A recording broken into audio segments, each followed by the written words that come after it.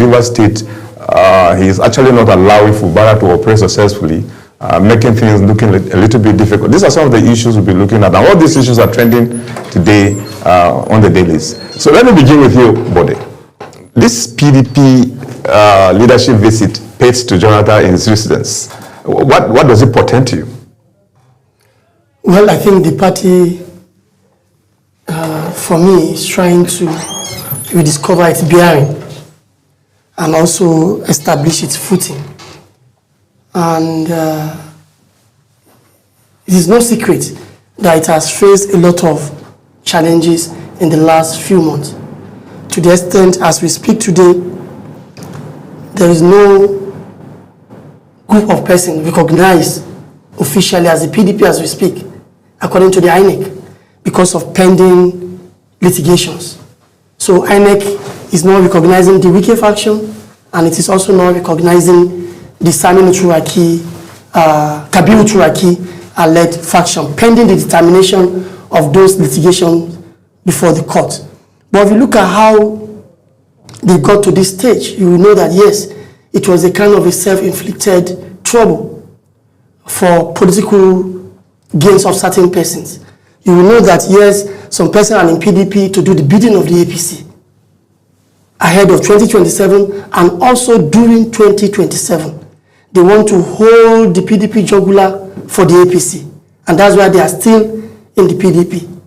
While the other ones who still believe in PDP are powerless. They don't have power to enforce any judgment. They don't have power to control security. And that is why, as we speak today, they are unable to access their headquarters because the police say, oh, we are sealing off your headquarters because you are fighting. Instead of the police saying, oh, let's look at who is the right leadership. No, we are sealing off. Let everybody be on the losing side. So the other side is helpless. Now, by now starting to embrace people like Jonathan, is also to lend credence to their own leadership, to their own faction. That, oh, see, if we can have this caliber of people with us, Nigerians should know that this is the real PDP. You know, when you talk about former president. So for me, it was heartwarming that a person like Jonathan also welcomed them and offered, according to Barrister Kabiru Turaki, the chairman of that faction, that Jonathan offered to be of help to them, that it will be more active now. Even though I can also say Jonathan somehow contributed to the downfall of the party. If you recall, in the build-up to the 2023 election, there were some agitations that, oh, since power was returning to the South after President Muhammadu Buhari's 8-year tenure, some persons were saying, oh, let's drag back Jonathan, since he has only 4 years to spend. So it will be easier so that power can go back to the North, so that the North will have the same number of years the Southerners have spent in leadership. It will now be at par because they believe after the death of former President, the late former President Muhammadu Buhari, that the North has been changed by number of years spent by either a Northerner or Southerner in the presidency. So some persons were saying Jonathan should be drafted to APC platform, you don't forget. So Jonathan too was trying to see, oh, is it possible? As a result of that, he now distanced himself from the PDP, from the party that produced him. If you recall, the convention where the primary was held in Ibadan. No. The convention, the party's convention 2022, where the presidential primary was held at the Velodrome here at the National Stadium. Jonathan was listed as one of the special guests as a big man in the party. He stayed away. He didn't attend. So since then, he was now distancing himself. So until now, I realized that, oh, all the kites flying about him from APC was all fluke. You are not getting what I'm saying. In the build-up to the 2023 general election, I understand what you're saying. There are people flying kites from the APC that Jonathan should be drafted as a Southerner to take over after President Buhari. For 4 years. For 4 years. So because of that, he was also looking at that possibility. Some people even protested to his office in Maitama, calling on him to contest. So because of that, he was now distancing himself from the PDP. But that is bygone now. It's heartwarming for the Kabiru Turaki-led PDP that at least Jonathan has opened his arms to them to welcome them. And it will add credibility to the Kabiru Turaki faction that a person of Jonathan's stature, a former president, a regional statesman, you know, in West Africa today is one of the leading statesmen who they send around to, you know, midwife, free and fair election and the rest of them. So it's a plus for them that somebody like that is identifying with their faction. And according to what he told us yesterday, that Jonathan has even promised that it will now be more available, then it will not be far-fetched to know who are the real PDP. If you look at the other side, the Wike faction, who do you see? You see people who had been expelled by the Kabiru Turaki. And I don't even understand. We don't have a government of national unity in place. So it is an anomaly. Since you don't have a government of national unity in place, it's an anomaly for a card-carrying member of the PDP to hold a cabinet position in APC government. If that is happening as we are seeing today, then that person ceases to be a member of the PDP. The person should belong to the government where he is serving, because it's not a government of national unity where all political parties contribute to form a government. So Nigerians' type of democracy is very, very alien. You know, a kind of, you know, look at what is, although we get to that, the Rivers Dabaku, we get to that. Look at what is happening in Rivers. Somebody in one party dictating what should happen in another party. In fact, he now said, no, we don't even have party today again. In Rivers, there is no more political parties. What we have is the Renew Hope family. That's very, very strange. Sounds so funny. Just for your own personal interest. Yes. When you're looking at the Jonathan factor as a person, you know, if you look at Jonathan trying to find his footing in PDP of recent, like the way the leadership of the party paid a visit to him in his house, is it fair enough, looking at the way he was treated, you know, at a particular point in time when you wanted to seek for re-election in 2015, the party, those who were in government, broke away from him in here at the Eagle Square, and then they left him stranded, left him alone. And the same people who had gone out are the ones again coming back, you know, trying to woo him back again. Is that fair enough to a person like him?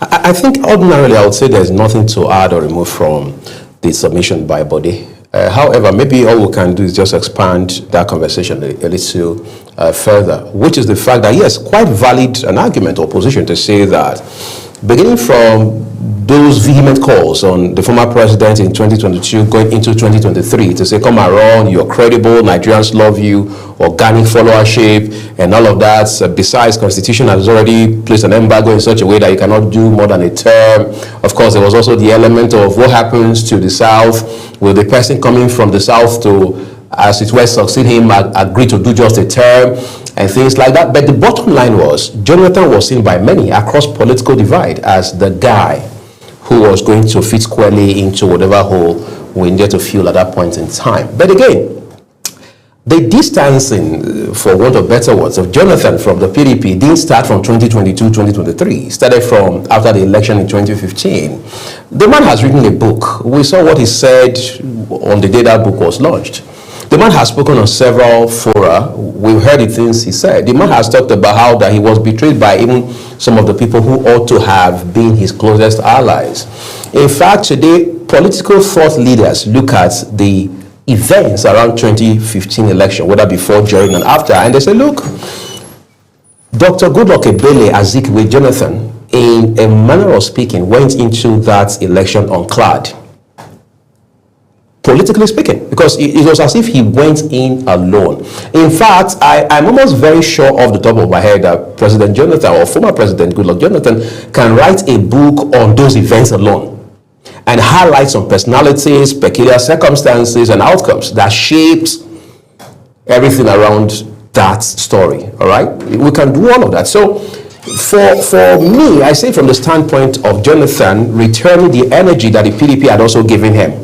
You know, on the streets, they call him Basbos, right? But in all, what we're now seeing is the Taminul Turaki SAN-led faction is now seeking endorsements.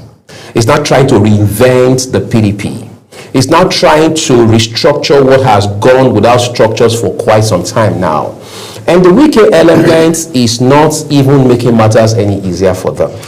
Because as it stands today, the PDP is at a forked road in the sense that, you know, when you have a fork, you have the prongs going in different directions. That's where the PDP is at right now.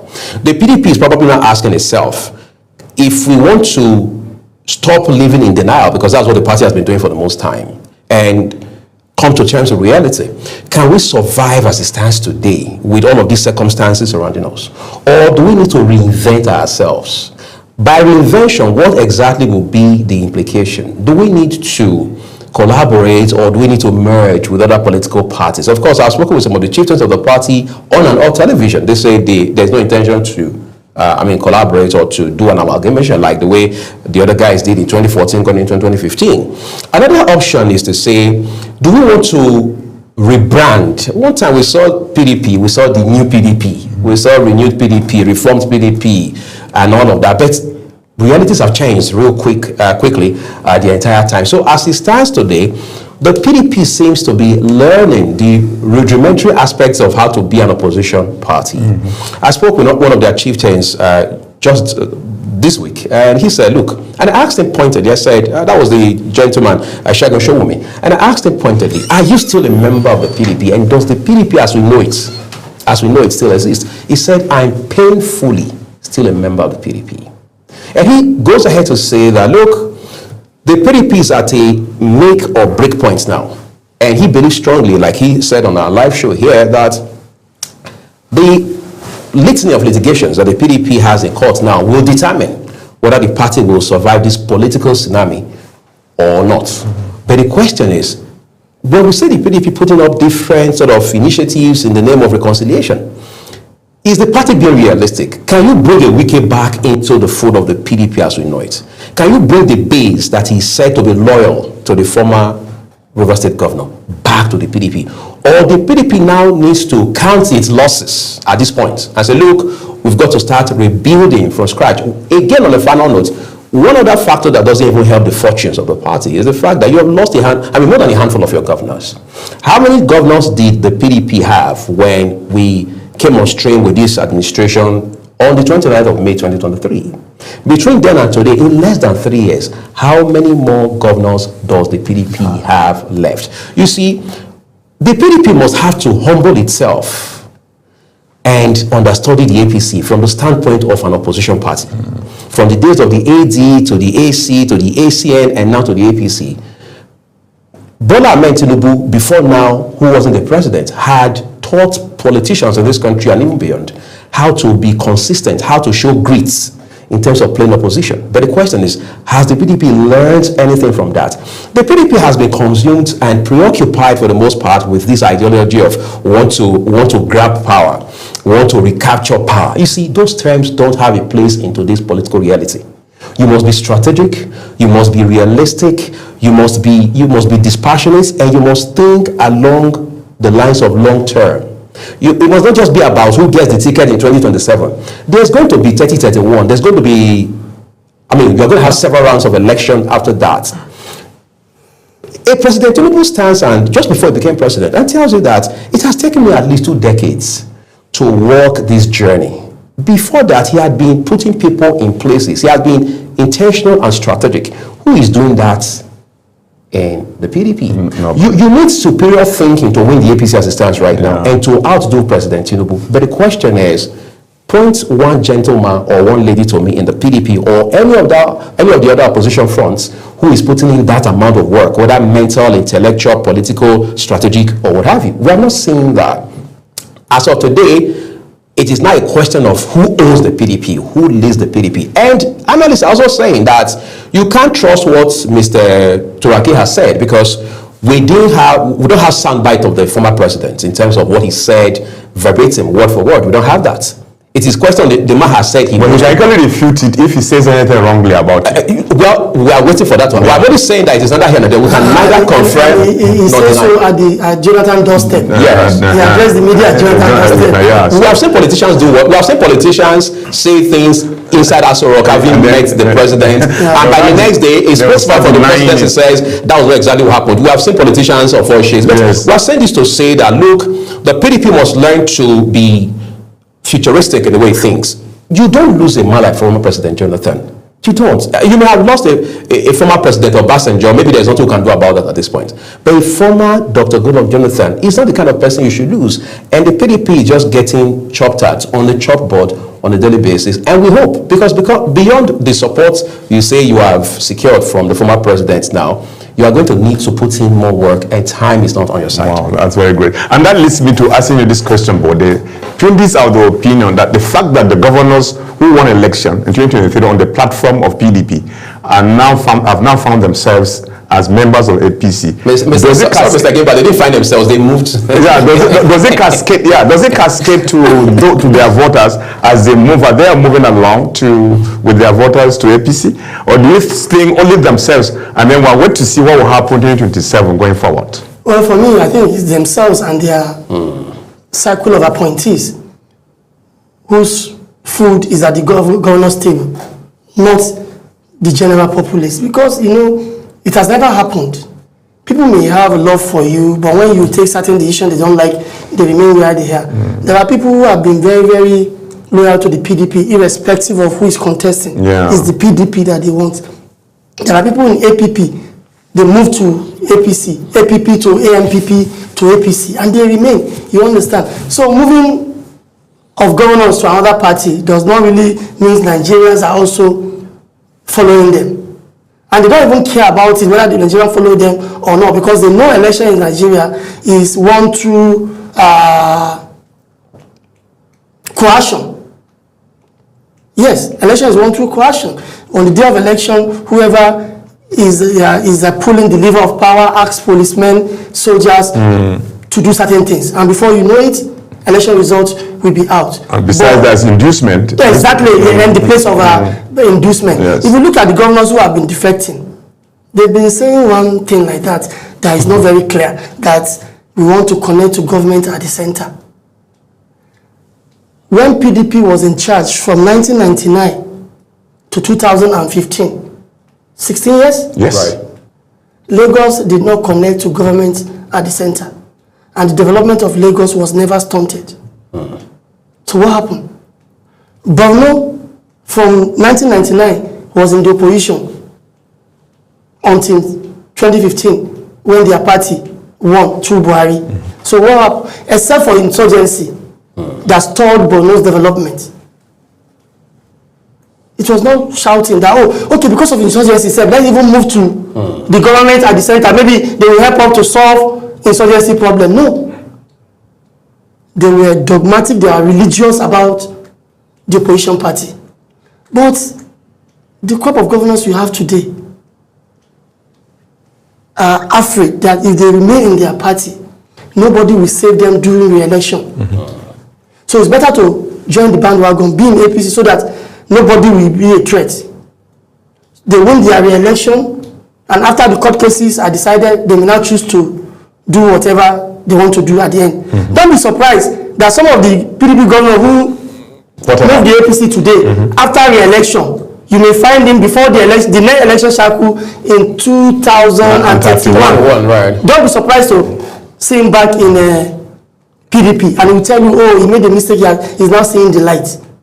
So that was why the Bayelsa West Senator and former governor of Bayelsa State, Seriake Distin, was surprised that his state governor, who is serving second term, moved to the APC. Say for what? What's the incentive? He didn't understand.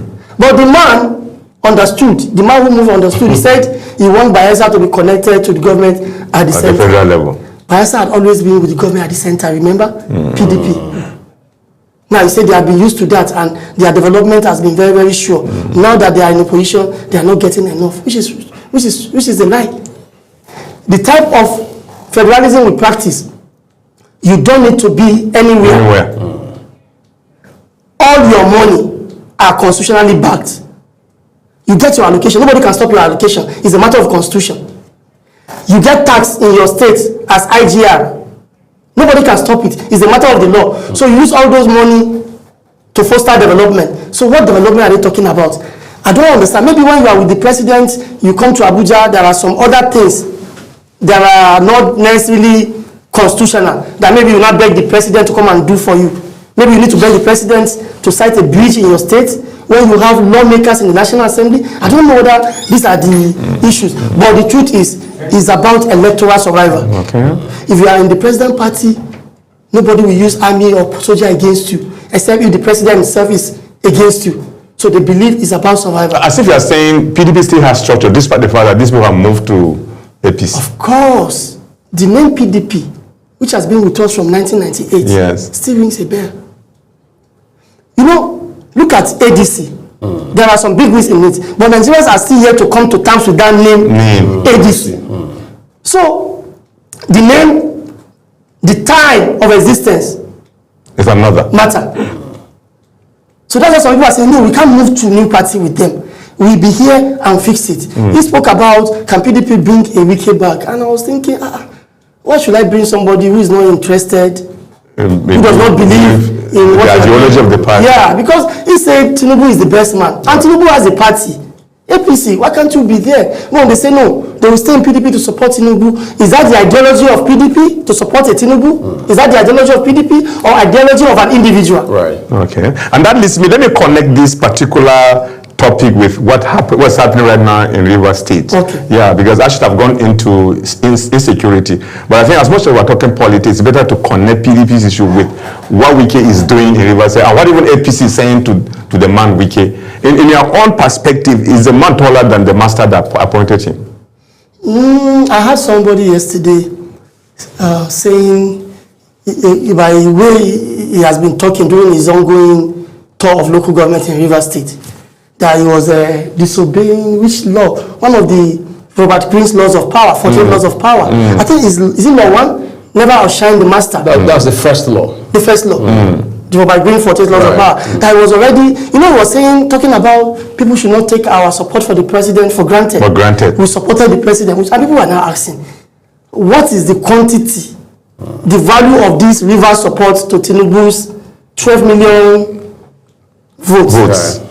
If they subtract it, all things being equal, Tinubu would have still been declared as the winner. Right. Because Atiku, who came second, was 8, Peter will be 6 million. 6. Right. And Rivers gave him less than 400,000 votes. Even there are a lot of people up to today who believe that Labour Party's Peter Obi actually won In Rivers State. that it was an Honda dealing that produced another result for Tinubu. And he has been rewarded by being appointed as a minister. And he is talking. I want to believe the drama happening in Rivers has the imprimatur of President Bola Tinubu. He sanctioned the crisis. He's enjoying it. At the end of the day, it's like members of the household fighting at the instance of a stranger. So he stand, not far away from them, looking at them fighting. By the time they finish injuring each other, killing each other, who will take all the valuables in the house? Is the man standing and watching. Because how will you say you brokered a peace? Before brokering a peace, you even declare a state of emergency for 6 months to restore peace. Then after, the people now say they have learned their lesson, he brokered a peace. And immediately the man resumed office again. They are back at war. They are back at war. And the president had kept quiet because all of them belong to his party now. Nobody's saying anything. They are no longer threat to national security. Initially, when the man was in PDP, before they took over power from him, their crisis was a threat to national security and Nigeria's economic interests. Now he's in APC. He says in APC because his continuation of being governor of Rivers is at the mercy of President Tinubu. When he made that statement, I felt ashamed too. That where is the place of democracy? What are these people turning Nigeria to? That his continuation in office today is at the mercy of President Tinubu, who saved him. Okay, let's assume that was a political statement. Now, the other man too is saying all what he's doing is for Tinubu. Now, Rivers people have been confused. They don't even know where to go again. Now, the minister is even saying, we don't have PDP, we don't have APC. Yes. We have Renew Hope family. I don't know what that means. I wish law is backing that. It's very interesting. Highly interesting. The extent to which political gladiators can go to achieve selfish personal. Now I have found Wike standing at the middle of the crossfire. PDP is not so much interested in him. And the leadership of the APC again have started fighting him. Some of them are equally saying that he should equally resign because he's not a member, he's not a card-carrying member of APC. I saw a list that somebody drew. The list has been flying everywhere. About 42 names of people that they say Wike has fought with, he has had bad blood with, he has had to banter with, whether politically or otherwise. I mean, 42 individuals on that list. There are those who believe that the list is not even exhaustive in the first instance. Hopefully, that list will be updated based on facts that we can verify. But you see, as interesting as that may sound, maybe we have an insight into what Governor Fubara, Siminalayi Fubara, is trying to do. Maybe he's trying to play the same Wike's card. He's trying to deploy the same Wike's, if you like, a playbook, political playbook, that is, by saying, okay, so since you are leveraging the Tinubu factor, all right, to, if you like, give yourself an advantage, I'm also going to do the same. I mean, like he said, I was embarrassed and stunned all at once when I heard him say that the PDP betrayed him, that it was when he needed them the most, so desperately, that they left him, all right, to hang out and dry and all of that. But I'm wondering, you were the one, I remember I saw that visual, I heard I mean, it was not AI generated, I heard the soundbite, it was you talking. It was at one of the events marking the funeral of late Dr. Edwin Clark, where you said that you didn't ask anybody, you didn't sanction anybody, you didn't deploy anybody to fight for you, to hold brief for you, or to defend you. That you were no longer interested in the governorship of Rivers State. As a matter of fact, word for word, you said, my spirit has left that place. You see, Governor Fubara, so to speak, and sadly again, is just a reminder that politicians cannot, perhaps should not ever be trusted. Because you see, we can always say, you know, politics is a game of interest and so on and so forth. But every time we say that, and for those who live by that mantra, you're depleting your own social capital every other day. Because the fact of the matter is, no matter how much you try to politic around everything, there must be some sort of measure of trust that you're bringing, that people can look at and say there's something he did in 2003. On the basis of that, more than 2 decades down the line, we can trust him to this extent. But for Fubara, that was almost organically enjoying the love of his people. For Fubara, that some persons were ready to even, so to speak, collect bullet for. To now come and say that I'm still in office, my continuation as the governor of Rivers State today is at the mercy of President Bola Tinubu. It is sad, it's uninspiring. And you see, like I said, maybe what he's trying to do is to say that, look, since we now have the same political godfather in the person of President Tinubu, let us continue to play the same card. And then let's see who wins at the end of the day. After all, I'm the de jure and de facto governor of Rivers State. And no matter what this man tries to do, I'm already here, we're going to slug it out. But the man is also telling me, oh God, look, I can't trust you anymore. You are a traitor, you are treacherous, you are not going back there for a second term. You may become any other thing in the leadership of this country, or in particular in Rivers State, but you can't return there. But what Fubara is trying to do, I mean, if you ask me, is to say that what we had before was just a beaker. What we're having now is a warfare. And Fubara seems to be ready to want to fight dirty this time.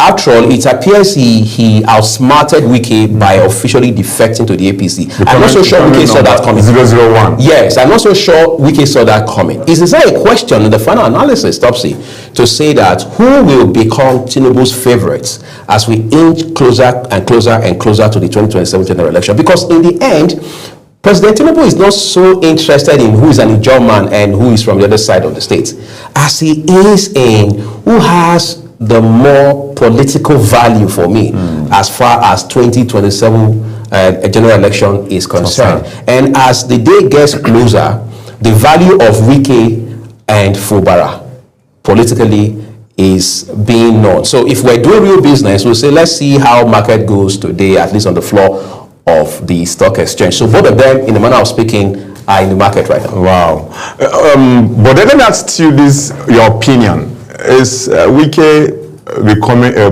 political prodigal son in Nigeria? At the end of the day, that will be abandoned in either way?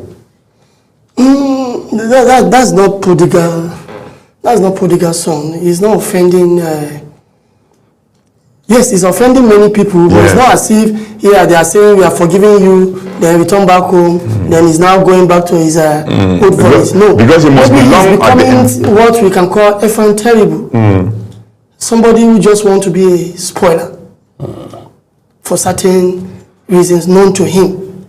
But like he said, at the end of the day, the chicken will come home to roost. The president will look at who has more electoral or political value, and that's the person they will deal with. And I can tell you, after the election, if President Tinubu is lucky to win, you can't have this crop of ministers again, because that will be his last time in office. So he cannot do and undo. You know, some of the things he's doing is just to accommodate, pacify, make everybody to like him because of the election. But if he having won the election, he won't know any other explanation.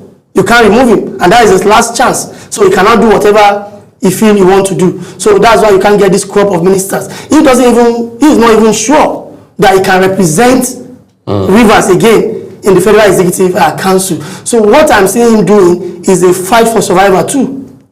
He wants to assert his dominance. He wants to show the president Rivers belong to him. He wants to show the president is more important than the governor. He's the one who has the support of Rivers people, and he's the one who will tell Rivers people what to do as far as voting is concerned, that this is where you will cast your ballots. But I don't believe all these are true. I'm just imagining, where are these all politicians who were then in PDP? And it has never happened before. Who are then in PDP that are inside that state? Exactly. What are they really doing? At the time when they have never done this before. At the time when PDP was formed in 1988. 1998 rather, to tackle the military junta then. Yes.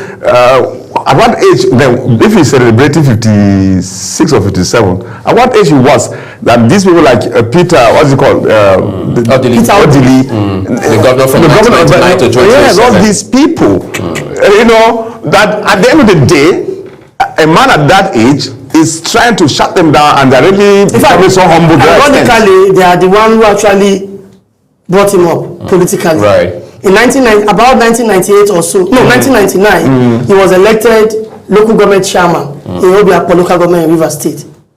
These people at that time were already on ground. Odili was the governor. Yeah.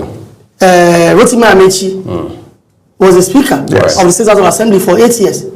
So after being a local government chairman, courtesy of, I think, Odili, Odili is the master of all of them. He brought all of them up. So after local government chairman, he ended up with Amechi, right? As SSG. No, chief of staff. Chief of staff, Amechi. Chief of staff. And I remember Amechi in an interview saying Wike actually approached him to make him commissioner for finance. I've never had that before, that somebody will say, this is the position you will give me. So Wike, according to Amechi, on the national TV, that he approached him that he should be given commissioner for finance. And he declined. But Amechi said he declined that. He told him that I want you to walk close to me where I'll be seeing him, where I'll be seeing you. So that is why he appointed him as a chief of staff for some years. Later, the Cold War between Amechi and Jonathan's wife, the then First Lady, Patient Jonathan, started. Wike picked the side of Jonathan's First Lady. Sorry. Before that crisis, there was an opening in Rivers State for somebody to be in the Federal Executive Council, and was nominated as minister. So he was appointed Minister of State for Education. So by the time the Amechi and Jonathan's wife started their war, of course, naturally, he will side with the people at the top. He sided with the family of the president. And it was also easy for him, when Wike was going, that he became the anointed candidate for PDP to become governor from the top, from Abuja. So they handed it to him. On the platter of gold, he became governor. So that probably that's his DNA, supporting those who are at the top. Come again? I mean, maybe that's his DNA. You know, he always sides with those people who are, it's a human nature. There are people who are principled, that if somebody at the top is threatening somebody below, no, there are people who are principled. They use their principle to support who is right. So if the person lower is right, they don't give a damn to the consequences. They support him. But there are people who are for their own survival. They don't care about the matter. They don't care about who is right. They go for where they will be safe. They So go for the you top. can link what happened and what is happening now, being a member of PDP but supporting APC. Exactly, it's for political survival. Look at even the aftermath of the PDP primaries in 2022. Yeah. He wanted to be the vice presidential candidate. But Atiku, given his mien and composure and everything, will not pick a vice president who is louder than him, naturally. That would be a problem. He went for somebody who is calmer, Okowa. You understand? And there are people who also say he lobbied them to be the vice presidential candidate and it didn't work. At that point, that was the beginning of the wahala. Oh, the primary was rigged. Oh, it was the turn of the South. That's when he realized it was the turn of the South. When he was participating in the primary, the Atiku Tambuwal were all participating. Nobody was saying it's the turn of the South because they all agreed that the ticket should be thrown open. And I learned from good sources, authoritative sources, that initially Atiku was not interested. Atiku said, let's zone the ticket to the southeast. They say, nobody in the southeast has the capacity. Him, we can say, okay, if we are not agreeing, let all of us now go to the field. Contest. And of course, you can't equate Atiku politically with Wike. Wike has a structure in Rivers. Atiku has structures in Nigeria. Nationally. So I don't know how Atiku rigged that thing. Any day, an Atiku and a Wike contest will always be in favor of Atiku in today's Nigeria because of structure in their party. Even when you now bring it outside to general election, one is more popular than the other. But after the Okowa was picked as vice presidential candidate, the war started. He formed G5. They are all following him. They say they are the conscience of PDP. They decide, and they voted for Tinubu. The G5 today, they have been dismembered. No, not really. Only my governor, Oyo State Governor, Seyi Makinde, is out. The remaining three are still with him. Have benefited from him, except one. The two, Ogwani and Okeze Okpeazu, they have been appointed as ministers. As ambassadors. Wow, Otom is missing out. Only Otom is missing out, but he's still following him as their leader. You know, Otom is part of their own board of trustees in their new PDP. So you understand? But look at the revelations that came recently from Makinde. That they were at a meeting with President Tinubu, and Wike was telling the president, I will bring PDP for you. And at that time, he now said, no. So this guy wants to be our Lord, and look at what we are happening. Look at the revelations. You understand? So, for me, the lesson is politics should not be for personal gain. Politics should be for collective gain. Like we see the Oyibos are doing. I don't know why Africa is like this. And we keep lamenting about underdevelopment. When we know our problem and we refuse to solve it. Yeah. Much to say about that. Looking at the resurgence of these kidnappings and killings suddenly in this short period, it portends an idea that something is likely going to be worse than the way we are seeing it going closer to election. There are people who say that one of the things you find with terror cells everywhere in the world, including what you have back at home, is that when government shows this tendency to want to be forceful by whatever method, they also try to come up strong, sometimes even attempt to come up stronger against the government. Now, that's one thinking, that's one theory, that's what we're saying. That doesn't also say that because it has now been weaponized, it has now become commercialized, it is now something that is being used for some sort of political warfare. The sponsors, those who fund this, those who, if you like, in the value chain of it, all right, are also not relenting. And so what they're doing basically is to say that, look, we must continue to widen or broaden our frontiers. And as such, they believe that if they stay at it, if they show consistency, if they are tenacious enough, government will at some point break, so to say. And of course, not only will they continue, they will become more forceful, they will become much stronger in this regard. But you see, it is yet again a test of government's resolve. It's a test of government's sincerity of purpose in terms of whether it is quite honestly fighting criminality in form of insurgency, banditry, kidnapping, and what have you. I mean, the story coming out from Edo State, my home state, for example, it's unpalatable. It's not something that is inspiring by any definition. But again, you see, it's one reminder, sadly so, that beyond the appointment of individuals into roles or positions that have to do with intelligence, military, or defense, or what have you, government must be able to first of all understand what is going on. At some point, when you weigh the successes that we're recording against this, in this fight, and the stories we're seeing, you're now wondering which outweighs which, really, because it's not a football match where it is one club against the other. You say scoreline is 2-2, is 3-2. It has to be flat out government winning. It has to be such that you can even look at the development and say that if we sustain this trajectory in 90 days max, this whole thing will be a thing of the past. It has to come to that. But as it stands right now, nobody seems to be sure as to what exactly we're fighting. So the government comes out and says to you, we have names of those who are sponsoring terrorism. In the days of former president, now deceased, God rest his soul, Muhammadu Buhari, we were told that he was some 400 people were already in custody, alleged to have been sponsoring Boko Haram in particular. They were going to be tried. Later, we escalated the conversation. Should they be tried in an open court? Should it be away from the eyes of camera and press men and things like that? And we're not wondering, what is the real issue? Is it about whether it is aired live, whether it is televised, or to bring perpetrators to book? As it stands today, there is even some speculation that some secret trials are going on. On this our soil in Nigeria. But the question is, how has that, in ways that are practically measurable, reduced or at least minimized this menace? People are dying, people are losing. In the case of Edo State, one of the wife of one of the presidents, of course, we understand the other one has been murdered now. Two brothers, by the way, siblings of same parents. We are hearing now that the wife is saying the kidnappers are asking for $100 million ransom. The woman is trying to crowdfund, raise money from anywhere possible. She's asking for prayers to be able to get her husband out. So at the end of the day, you're wondering, what are governors doing in collaboration with the federal government? What exactly is happening? We've heard about how that Boko Haram had been technically defeated in this country. We've heard about how that, they've infiltrated the government and so on and so forth. But the government must realize that every time you push that narrative, you are invariably telling members of the public that you're helpless, powerless, and overwhelmed. Wow. But